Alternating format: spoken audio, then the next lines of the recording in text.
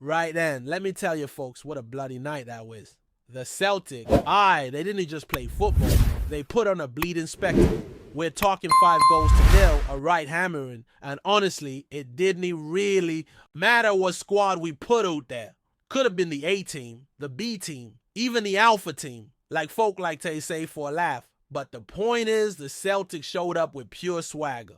This club, this badge, it carries a standard, and tonight that standard was met and then some. You ken that feeling you get, the buzz before kickoff when something's in the air. That was tonight. The talk had been brewing all week, folk, wondering about the lineup, about what impact the changes would bring. There was excitement, but also that wee bit of tension. Would these lads, some of them coming back into the squad, be able to keep up the tempo, the sharpness we've come to expect? Well, by God, they answered that loud and clear. Right. Fade the first whistle, there was nae doubt in the intent. The Celtic meant business. It didn't even matter if it was Johnny Kenny, Mike Navrosky, Paulo Bernardo, or any other name on the sheet. They came out to play. For all the talk about rotations and giving chances, they looked every bit like they belonged. There was nae sign of disjointedness, nae sluggish start, nae excuses. Just pure football. Of course, there was a spell, maybe 10-15 minutes, where things got a wee bit shaky. You ken how it goes. Every team has those moments, but let's be honest, it was a blip. Hardly even worth getting worked up about. When you look at the overall performance, it was like watching the Celtic at their best. I even found Maisel imagining Dyson and Maida bombing doing the wings, Carter Vickers commanding at the back. That's how fluid it was. That's how cohesive the performance looked, despite the changes. Now, if this had been some sort of dress rehearsal for the Scottish Cup, I'd be saying just hand us the trophy already. If Aberdeen are struggling, they handle our so-called second string, then they're in for a world of hurt when the first choice lads step in. But credit where it's due. The players out there tonight seized their moment. They didn't play like backups. They played like starters, like men with a point to prove. You see, for me, this game wasn't just about the result. 5-0 is a beautiful sight, but it was about belief. It was about seeing the depth, seeing that hunger right through the squad. I remember sitting with my dad watching away games, and we always talk about how the real test of a club is just the stars, but the lads fighting for their chance. Tonight, they showed why they deserve to be here. And let me tell you, the atmosphere was something else. It wasn't just another league match. There was a bite to it, an energy that you could feel through the screen. The fans were up for it. The players fed off that, and it created a proper spectacle. The only thing missing, if I'm being greedy, was a goal from James Forrest. That would have been the cherry on top. But still, no complaints fade me. The penultimate game of the season is in the bag, and we move forward steamrolling like a train that's planning to stop. Funny how a few months back, folk were whispering about a dip in form, worried about the team slowing down. Feels like a lifetime ago, doesn't it? Because nights like this remind us why we believe. When the lineup was announced, there was a lot of chat. Folk a bit jittery about all the changes. Some feared it might be a bit much, giving opportunities to so many at once. There's always that risk, but for me and for many others, there was excitement. A chance to see lads stake their claim. I said it before the match. Even if we gone out there and lost by a goal or two, it wouldn't have been a disaster. Ye have to take these games in context. But instead, the lads stepped up and gave us a 5-star performance. That's the Celtic way. You cross the line, ye take the win, and you keep the momentum going. Now, I'm not saying that losing is ever acceptable. Never. Every match matters. Whether it's a cup final or a friendly, you want to see your team win. But I'm a realist. With all the changes tonight, if we'd slipped, I'd have understood. But instead, what we saw was a team ready to fight, to press, to dominate. The manager deserves credit, not just for the result, but for the way he's prepared this squad. It doesn't matter what combination of players is on the pitch. They ken their roles, they trust each other, and they execute the game plan. That comes from proper coaching, from belief in the system. You could see it tonight, clear as day. The cohesion, the pressing, the movement, it was all there. The first 30 minutes were a masterclass. Total control. Aberdeen barely got a sniff, and when they did, our defense cleaned up with ease. We could have been 2 or 3 goals up before the breakthrough came. The front three, Yang, Johnny Kenny, and Forrest, they linked up beautifully. There were a few mistimed runs, a couple of heavy touches, but that's to be expected when some of these lads haven't had much game time. Still, the intent was there. The sharpness will come. Johnny Kenny in particular caught my eye. His movement was top drawer. He found himself in good positions, making intelligent runs, just missing that final touch by a fraction. It's exactly what you want to see Faye, a young striker, getting his chance. With more minutes under his belt, he'll be finishing those. Chances. Eventually, the goal we deserved arrived, and it came Faye an unexpected source, Mike Nawrocki, 1-0 Celtic. Delighted to see him in the starting 11.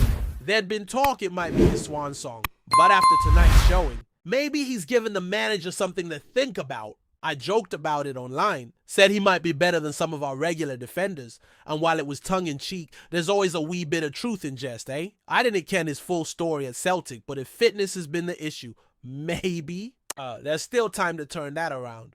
Because on tonight's evidence, he's still got plenty to offer. He defended solidly, scored a cracking goal, and didn't he put a foot wrong? If anyone saw mistakes fade him tonight, I'll miss them. He played a blinder, but, as is often the case, football has a way of throwing you a curveball. There was a lengthy stoppage in play due to a medical emergency in the stands. First and foremost, thoughts go out to the fan involved. That's bigger than football. Health and safety come before any game. But when play resumed, you could see the impact it had on the players. The rhythm was broken. Aberdeen capitalized, pulled one back, and suddenly the game had a different feel. For a spell, Aberdeen looked the better side. The Celtic seemed rattled, struggling to regain their earlier dominance. But, as champions do, they found a way back. Just before halftime, we retook the lead through a well-worked goal, helped along by a fortunate deflection. That goal knocked. The wind due to Aberdeen's sails, and they never really recovered. Soon after the break, another goal followed. The lad who scored was outstanding all night, chipping in with a goal and 2 assists. He's been at the club for a year, maybe?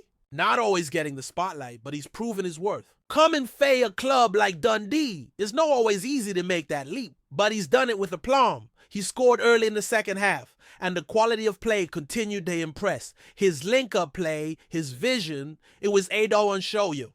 Love to see it. Shortly after we bagged another, this time Faye a player netting his first goal for the club. A special moment and thoroughly deserved. It's these stories that make football so magic. Realistically, his chances in the first team might be limited next season, especially if new signings come in. A loan move, maybe even to a top side in the Irish League, could be the best step. But for tonight, none of that mattered. He scored, he celebrated, and you could see what it meant to him. With the scoreline at 4-1, Celtic were in total command. Aberdeen looked disjointed, out of ideas, while we just kept the ball moving, playing our football. A red card for Aberdeen following a reckless challenge summed up their frustrations. There were moments when the referee could have done better, let a few nasty tackles slide, but that's a debate for another day. One thing's clear, every match should be officiated with the same standards, regardless of the score. Just because a team's leading comfortably doesn't mean you turn a blind eye to their fouls. But tonight, the focus remains on Celtic's brilliance. The subs made an impact, adding fresh energy, and we finished with a lovely tap-in-tay make it 5-1. The fans went home happy, as did every one of us watching. 2 games left, one in the league and then the cup final. The treble is still there for the taking, and after tonight, confidence is sky high. Before we proceed, subscribe to our channel and enable notifications to receive all exclusive news about Celtic FC. Don't miss any details about your favorite team. It's extremely important for Celtic FC fans. In a move that has sent shockwaves through Scottish football, Dimitri Payet has officially signed for Celtic, bringing a wealth of experience, flair, and technical brilliance to the Glasgow Giants.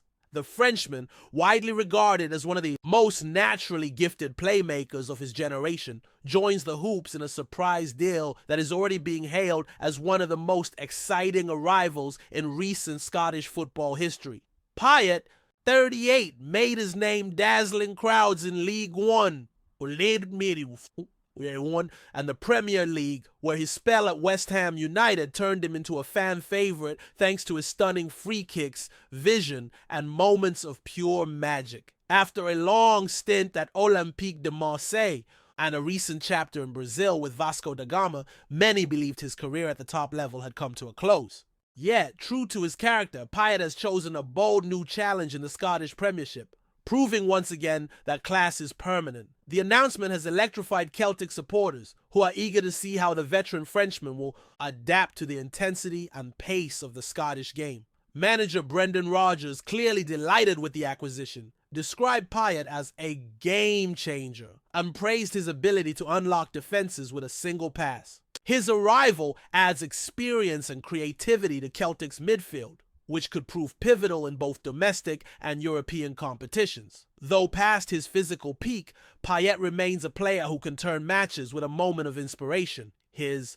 signing signals Celtic's ambition to not only dominate in Scotland, but also make a deeper impact in Europe. With the passion of Parkhead behind him, Payet will look to write a thrilling new chapter in his career, and fans will be hoping for flashes of the magic that once lit up the Premier League. As he pulls on the green and white for the first time, all eyes will be on Payet to see whether he can add his name to the list of foreign legends who've made their mark in Scottish football. One thing is certain, the arrival of Dimitri Payet at Celtic is a headline-grabbing moment that could redefine this season's narrative. Hello, fan! Don't forget to like and subscribe to the channel, as it means a lot to Celtic FC. Also, share your opinion about the news in the comments below. See you in the next video.